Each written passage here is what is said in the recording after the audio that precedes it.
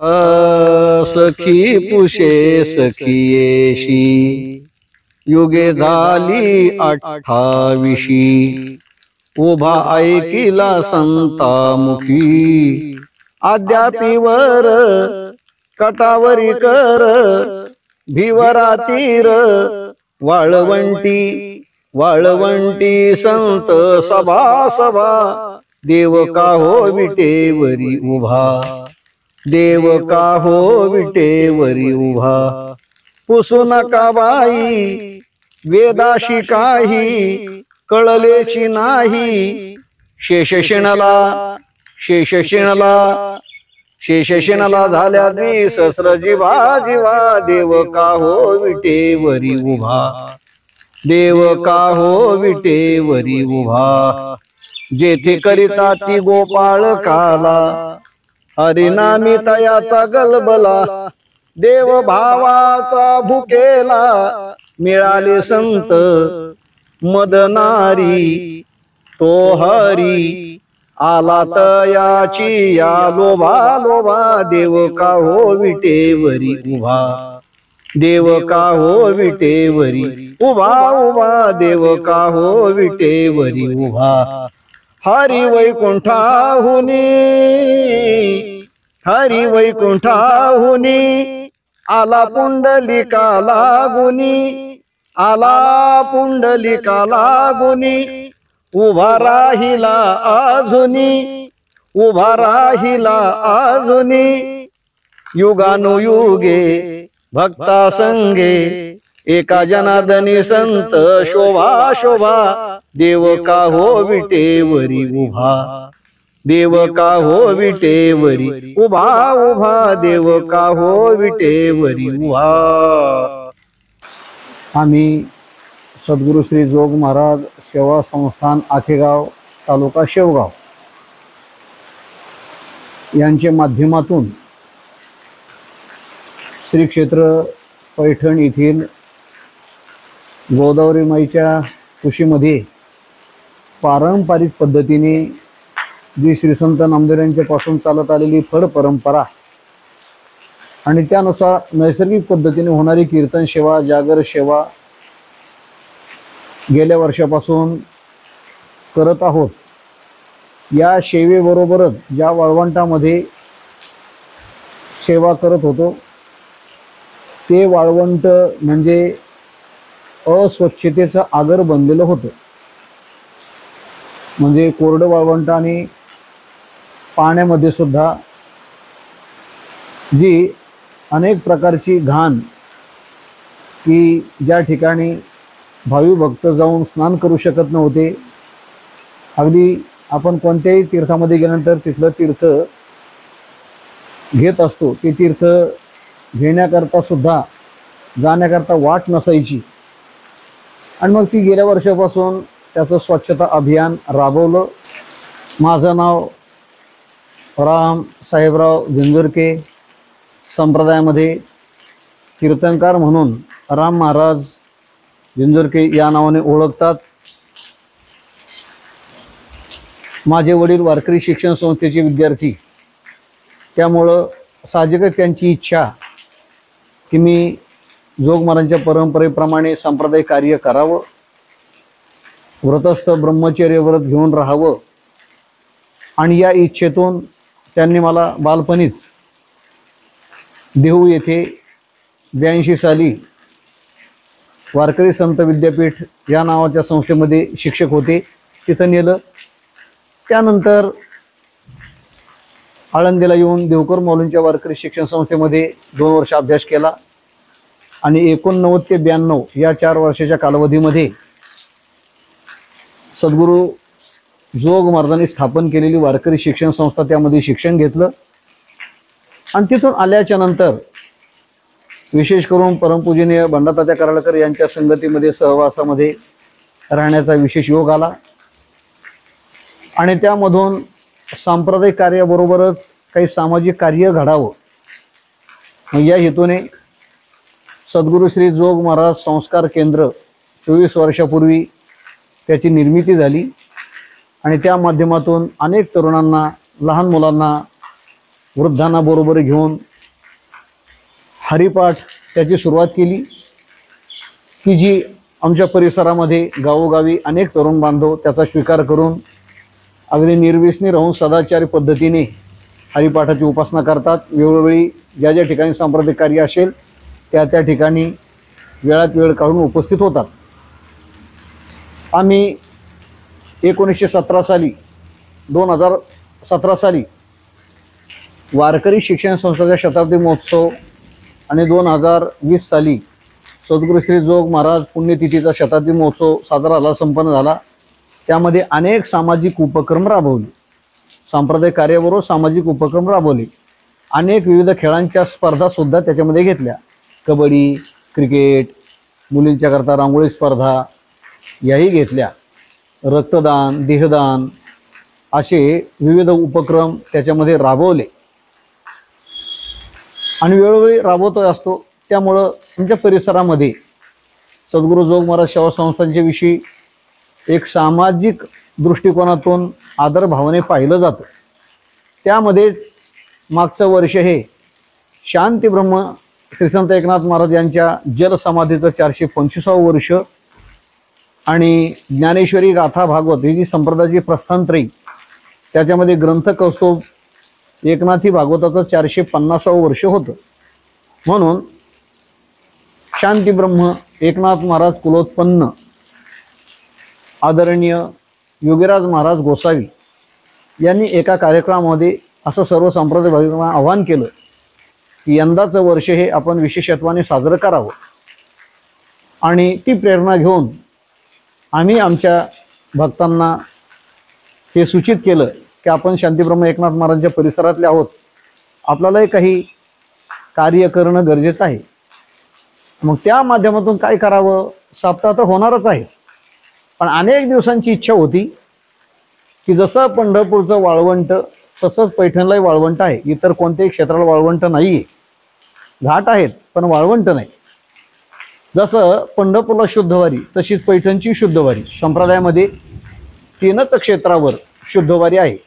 खरं तर नेम असा असतो की देवाची शुद्धवारी आणि संतांची वद्यवारी, पण देहू आणि पैठण ही त्याला अपवाद आहे का, इथं स्वयंभू भगवान श्री पांडुरंग परमात्मा आलेले आहेत। जसा पंढरपूरला काल आहे तसाच पैठणलाही काल आहे। तर पंढरपूरलाही श्री संत नामदेव महाराजांच्या पासून, कारण नामा वाळवंटी कीर्तन करी, नामदेवराय कुठे कीर्तन करत होते, पुंडलिका पाशी नामा उभा कीर्तनाशी, ही नामदेवरायांची कीर्तनाची जागा। आणि त्याच वाळवंटामध्ये खेळ मांडियाला वाळवंटी घाई, नाचती वैष्णव भाईरे, पुंडलिक राणीची साधना केली, घातली लोळनिगा पुंडलिके वाळवंटी।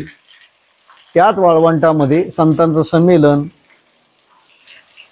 सखी पुषे सखियेशी युगे झाली 28, उभा ऐकिला संतामुखी, आद्यापीवर कटावरी कर भिवरा तीर, वाळवंटी वाळवंटी संत सभा सभा देव का हो विटेवरी उभा।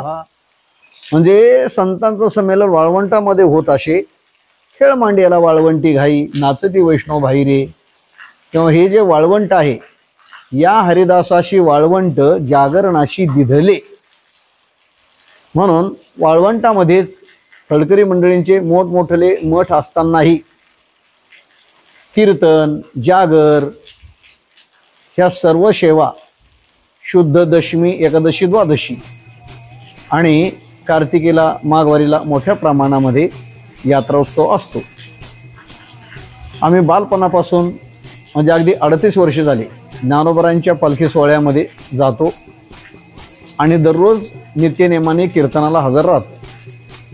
वेगळ्या पद्धतीचे फडकऱ्यांचे कीर्तन सेवेचे मान आहेत आणि त्या सर्व फडकरी पद्धतीचा जी सेवा भावाने कीर्तन सेवा होते। फडकरी म्हणजे जे कीर्तन असतात बाह्य अवडंबराला जास्त महत्त्व दिलं जात नाही, तर तिथं अंतरंग साधना अधिकाने घडत असते आणि म्हणून कीर्तन आणि जागर त्याला आम्ही जात असू। तो तिथला तो भजनाचा प्रभाव, चालींचा प्रभाव, तिथल्या सर्व रीतिरिवाज, खेळाचा तो प्रभाव आमच्यावर पडला आणि त्या माध्यमातून मग 24 वर्षापासून म्हणजे 2001 पासून आम्ही अल्पसं कार्य सुरुवात केलं, प्रामुख्याने आखेगावमध्ये. आणि मग परिसरामध्ये त्याची माहिती होत होत एकमेकाच्या ओळखीने परिचयाने त्याची सुरुवात होत गेली. देवटाकळी, त्यानंतर सुसरे, मग वडुले, वरूर, भातकुडगाव, बख्तरपूर, सोमठाणे, बेलगाव आदी गावच्या बांधवांनी आमच्याकडे येत चला, त्यानुसार आम्ही जाऊन मग तिथे टाळकऱ्यांचे समूह तयार झाले. आणि मग त्या माध्यमातून गेल्या वर्षीचं हे वर्ष कसं साजरं करायचं, तर इच्छा होती की जसं पंढरपूरला फड आहे वाळवंटामध्ये, तसेच पैठणच्याही गोदावरीच्या वाळवंटामध्ये फड भरावा. मी अनेक वेळा नाथ महाराज वंशज यांच्याशी तशी विनंती केली की आपण अधिकारी आहात, याच्यामध्ये पुढाकार घ्यावा. जसं किमान पंढरपूरला 10 ठिकाणी कीर्तन होतात वाळवंटामध्ये, तसेच पैठणलाही वाळवंटामध्ये 10 ठिकाणी कीर्तन व्हावेत. तर ते राहिलं, पण यंदाचं वर्ष संधी मिळाली आणि म्हणून आम्ही आमच्या सहकाऱ्यांच्या कानावर घातलं, सर्वांनी त्याचा स्वीकार केला. आमचं विशेष आहे, आजपर्यंत आम्ही ज्या ज्या अशा संकल्पना मांडल्या, आमच्या सर्व जिवलग संघातही म्हणत असतो, आमच्या समूहाला सर्व तरुण आहेत, स्वतंत्र विचाराचे आहेत, पण तरीसुद्धा आम्ही जे म्हटलो ते कधी कोणी नाकारलं नाही, कधी कोणी नाकारलं नाही. आम्ही जे असं करायचं म्हटलो लगेच स्वीकार केला. चैत्र शुद्ध एकादशीला प्रारंभ करायचा आणि मग प्रथमतः देवटाकळीकर मंडळी ज्यांना संप्रदायाचा अनुभव आहे, तर त्यांनी तो पहिला मान स्वीकारला. त्याच्यामध्ये असं की त्यांनी जायचं, मग कीर्तनाच्या जागेची तयारी करायची, बैठक टाकणं, मग कीर्तनाचा वीणा घेऊन त्याचा प्रारंभ करायचा. कीर्तनकार आले की पुन्हा मग ती पहिली चाल म्हणायची, कीर्तनातला वीणा घ्यायचा, आरती करायची. हे फडकरी संस्थानिक मंडळीकडे प्रत्येक गावाला तो मान दिलेला असतो, त्याने ते कार्य करायचं. मग त्या पद्धतीने आम्ही जेव्हा गेलो पैठणला, तर कीर्तन कुठं करायचं, खरं तर नाथ महाराजांच्या मंदिराच्या मागे कीर्तन व्हावं, ज्याला कृष्णकमल तीर्थ चरणनाथाचे म्हणतात. पण इकडून गटार अक्षरशः अशी दुर्गंधी आणि समोरही डुकरं पोहत होते, डुकरं बुडतील एवढी अशी काठाने घाण. इथं जर कीर्तन केलं की फराळ करायचा आपणाला, सर्वांचं डोकं दुखेल त्या सगळं अस्वच्छतेच्या घाणीने. म्हणून आम्ही पाहत मग जरा थोडंसं मध्यावर आलो, इथं कीर्तन करूया. पण पाहिलं तर अक्षरशः कागद, प्लास्टिक या सर्व असे घाणीने. म्हणलं आपण असं उकरड्यावर कीर्तन करणार आहेत का, फराळ करायचा आपल्याला. तरुण बांधव आलेले होते, त्यांना आवाहन केलं की आपण ही स्वच्छता करून कीर्तन करू. मग भराभरा ते वाचले, अर्ध वाळवंट स्वच्छ झालं. मग आम्ही कीर्तन केलं, फराळ केला. त्यानंतर पुढच्या महिन्याला वरूर, त्याला धाकटी पंढरी म्हणून मान्यता आहे, त्यांचा नंबर होता. गेलो तिथे तर मागचं वाळवंट जे स्वच्छ झालेलं होतं ते स्वच्छ होतं. मग राहिलेलं वाळवंट पुन्हा स्वच्छ केलं की ज्याची एवढ्या मोठ्या आकाराचे असे 70-80 डेपो झालेले, ते मग जाळून पुन्हा नष्ट केले. आज वर्षी आता ज्येष्ठ शुद्ध एकादशी येते, बेलगावकर मंडळी सुंदर असे सेवावृत्तीचे आमचे इथे तरुण बांधव आहेत. त्यांना म्हटलं आपण पाण्यातली घाण काढूया. कोणती घाणे पाण्यामध्ये हे आपण आवर्जून ऐकावं.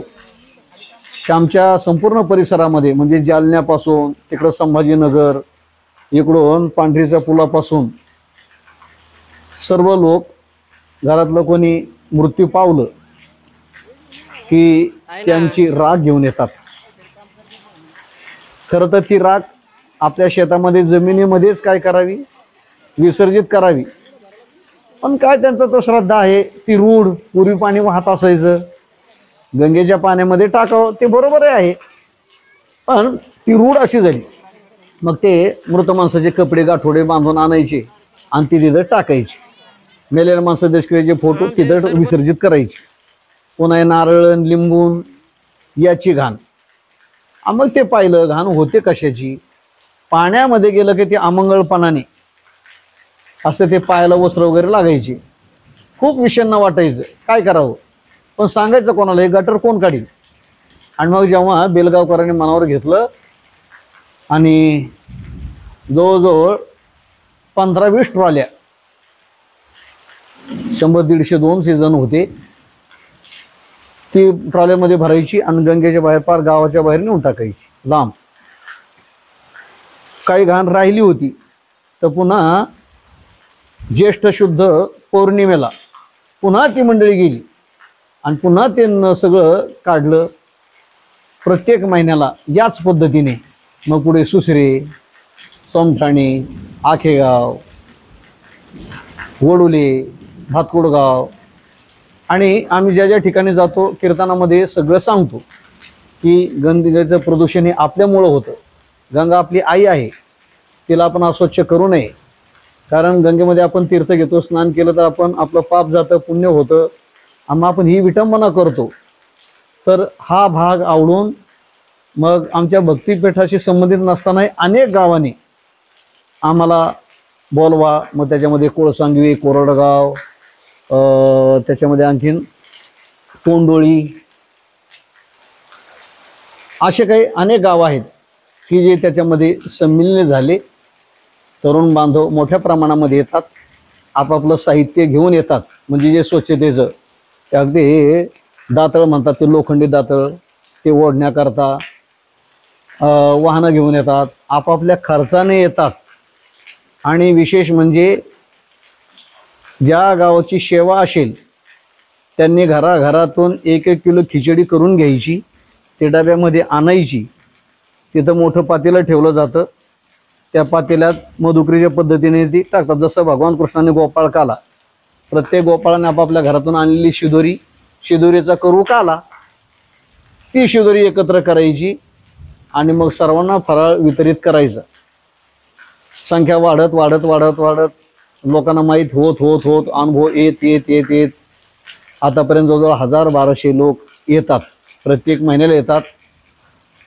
फक्त एक मेसेज केला जातो, सर्वांना माहितीच आहे, पण या महिन्याची सेवा कोणाची आहे असा एक मेसेज केला जातो.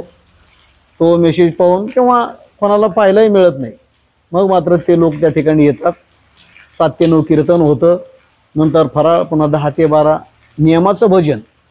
जे वारकरी मंडळीमध्ये, वारकरी परंपरेमध्ये पत्रिका, नाट, समाधी याचं भजन, पुन्हा विश्रांती घेऊन पहाटे 4 ते 6 काकडा आणि मग सकाळी आरती करून ध्वज विसर्जन करून मग मंडळी येतात. तर अशा पद्धतीने प्रामुख्याने गंगा स्वच्छता अभियान राबवलं जातं. प्रत्येक महिन्याला जाऊन एरवी आपण पाहतो अनेक जण स्वच्छतेला येतात, करतात, पण फोटो काढले, फोटो सेशन झालं की निघून जातात. पण या आमच्या सगळ्या समूहामध्ये कोणी शक्यतो फोटोकडे लक्ष देत नाही. आपण व्हिडिओ पाहिलेले आहेत, फोटो पाहिलेले आहेत आणि प्रत्येक महिन्याला स्वच्छता होत राहिल्यामुळं पूर्वी जी घाण होती, डुकरं त्या ठिकाणी पोहत असायचे, आता मात्र ते दिसत नाही. महिनाभर घाण होते, पण आता 1 महिने झालेली घाण ती प्रत्येक एकादशीला स्वच्छता करण्याकरता आता फार कष्ट लागत नाहीत. यावर्षी षष्ठी महोत्सवाकरता जी फडकरी मंडळी की ज्यांचे फड हे वाळवंटामध्ये असतात गोदावरी मातेच्या, तर त्यांनी खूप कौतुक केलं की यंदा अगदी पाणी स्वच्छ दिसायचं. ते म्हटले यंदा अगदी पाणी स्वच्छ दिसतंय. प्रतिवर्षी ते अमंगळ असायचं, घाण पाण्यामध्ये गेलं की ते असं काळं झार पाणी असं चोळून यायचं. मग त्याने आनंद व्यक्त केला. आम्ही त्यांना असा प्रतिसाद दिला की म्हटलं पुढच्या वर्षी तुम्हाला या पात्रामध्ये एकही वस्त्र दिसणार नाही. आमच्या सर्व समूहाने, सर्व बांधवांनी असा त्या ठिकाणी निश्चय केला की पुढच्या वर्षी आपण गोदावरीच्या पाण्यामध्ये अजिबात वस्त्र राहता कामा नये. अशा पद्धतीने स्वच्छता अभियान, नामदेवांच्यापासून चालत आलेली फड परंपरा, अगदी आम्ही त्या ठिकाणी विना स्पीकरच, पण समाज वाढला. अनेकांची त्या ठिकाणी तक्रार की फक्त साधेपणाने स्पीकर लावा, आम्हाला ऐकू येईल असं. म्हणून कृत्रिम प्राधान्य कोणत्याही प्रकारची लाइटिंग नाही, मंडप नाही, आकाश मंडप पृथ्वी आसन तुकोबारायांची सेवा अशीच आहे. आमची फडकरी मंडळी जतन करतात, त्या पद्धतीने सेवा चालू आहे. म्हणून याचे सर्व व्हिडिओ पाहून, फोटो पाहून अगदी श्री संत नामदेव महाराजांचे वंशज नामदास महाराज, त्याचप्रमाणे भास्करगिरीजी महाराज, गुरुवर्य शांतीब्रह्म मारुती बाबा कुरेकर, आमच्या वारकरी शिक्षण संस्थेचे सर्व शिक्षक मंडळी, एकनाथ महाराजांचे वंशज, सर्वांनी त्याचं कौतुक केलं. तेथील पत्रकार बांधव त्यांनी 2-3 महिन्याच्या नंतर चांगल्या पद्धतीने दखल घेतली. वसंतराव मोरे आणि सर्वच पत्रकार मंडळी सर्वांनी त्यांनी बातम्या दिल्या. त्याच्यामुळं तिथले CEO आणखीन काही नेते मंडळी यांनी त्याच्यामध्ये चांगल्या पद्धतीने प्रतिसाद दिला. आता ते समाजाचंही काम आहे. आपले तीर्थक्षेत्र याचं पावित्र्य राखणं, केवळ शासनावर जबाबदारी ढकलून चालणार नाही. आपण भक्त आहोत, आपण तिथं गेल्यानंतर आम्ही लोकांना हे सांगतो, याचं आव्हान आहे. आपण केळी खाल्ली ना, ती केळी उचलून, ती केळीच्या साली उचलून आपण तिथल्या कचरा कुंडीत टाकाव्यात. आपण शेंगा घेऊन जातो ना उपवासाकरता, फराळ करण्याकरता, तिथल्या त्या ठिकाणी आपण ते टरफल उचलून कुंडीत टाकावेत. हा, ती कुंडी उचलायची जबाबदारी नगर परिषदेची आहे. पण आपण जाऊ बसू त्या ठिकाणी केळीची साली किंवा त्या ठिकाणी आपण शेंगाचे टरफलं, आणखीन काही पत्रावळीची घाण, हे एक तुम्हाला आवर्जून सांगतो की आम्ही प्रदूषण होऊ नये याच्याकरता जोग महाराज संस्थान जेव्हा जेव्हा आमच्या सप्ताह होतात 500 ताटं आहेत. पत्रावळी वापरत नाही आम्ही कोणत्या पद्धतीने. पैठणला सुद्धा 1000 प्लेटा घेतल्या फराळाकरता. म्हणजे पात्र आणा, प्लेटा आणा, मग पुन्हा लोकांच्या चौकून कुठेही फेका. म्हणजे लोकांना जेवढी स्वच्छतेची जाणीव होईल, जेवढं त्यांचं तीर्थक्षेत्राविषयी प्रेम वाढेल, अशा पद्धतीने प्रबोधन करत असतो, सांगत असतो. प्रेमाने बोलावं लागतं, कधी कधी थोडंसं रागवूनही बोलावं लागतं.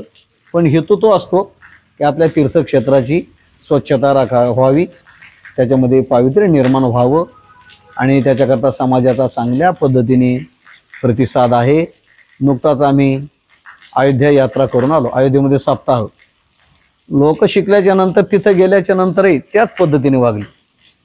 आपापले ताटं आणा म्हटलं तर प्रत्येकाने ताटं आणले. नाही तर आपण पाहतो आता कोणत्याही यात्रेला जायचं म्हटलं तर मोठेपणाने लोक जातात. आम्ही लोकांना सांगितलं, आपल्याला माहिती आहे ना आपण पत्रावळी वापरणार नाही. तर आमच्या तीर्थयात्रेमध्ये सहभागी झालेल्या सर्व लोकांनी आपापली ताट, वाटी, ग्लास घेऊन आले.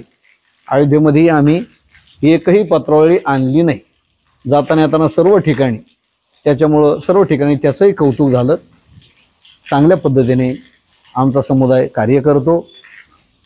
आम्हाला पंढरपूर, आळंदी तिथूनही बोलावणं झालं की तिकडे करता, इकडे कसं, आता अंतराच्या दृष्टीने शक्य नाही. पण आम्ही सांगितलं की आम्ही पैठणच्या जवळ आहोत. आम्ही जर हे करतोय तर पंढरपूरच्या जवळच्या गावांनी तिथली स्वच्छता करावी, आळंदीच्या जवळच्या गावांनी तिथली स्वच्छता करावी. आणि याच्याकरता जसे पत्रकार बांधव तसे आमची महाराज मंडळी अनेक जण आपल्या कीर्तनाच्या प्रवचनाच्या माध्यमातून स्वच्छतेची गरज सांगू लागलेत. त्याचाही जनमानसावर परिणाम होतो. अनेक गावांनी आता यानंतर आपल्या गावातलं कोणी मृत पावलं तर त्यांची राख पैठणला न्यायची नाही. का? पाणी वाहतं नाही. आता बंधारे गरजेचं आहे. बंधारे हे धरण नसतं तर लोकांना पाणी प्यायला मिळालं नसतं. पाणी आणणंही गरजेचं आहे. म्हणून त्या ठिकाणी सर्व ग्रामपंचायती तसे ठरावही करायला लागलेले आहेत. पाहूया, अजून काही लगेच पूर्णची पूर्ण होईल असं काही नाही. त्याला अजून 4-5 वर्ष लागण्याची शक्यता आहे. पण सुरुवात झाली आणि सर्वच तीर्थक्षेत्राच्या जवळ असणारे जे गावकरी आहेत, पूर्वी आम्ही फोटो काढू नयेत, व्हिडिओ करू नयेत या मताचे. पण हेतू हा आहे की याशिवाय लोकांनाही तुमचं काय चाललं ते कळणार नाही, कोणत्या पद्धतीनं होतं हे कळणार नाही. म्हणून त्याला अनुमती दिली. म्हणून आपल्यासारख्या पत्रकार बांधवांनी याची दखल घेत आपण एवढ्या दूरहून इथपर्यंत आलेला आहात. पत्रकार मंडळी लोकशाहीचा चौथा स्तंभ म्हटलेला आहे. सर्व समाजाची जागृती करण्याचं महान कार्य पत्रकार बांधव करू शकतात. आपण ते करावं. शांती ब्रह्मश्री संत एकनाथ महाराज यांच्या संबंधाने आपल्याला काही विशेषांक त्या ठिकाणी करायचं आहे. त्याच्याबद्दलही आम्ही आपणाला शुभेच्छा देतो आणि थांबतो. रामकृष्ण हरी.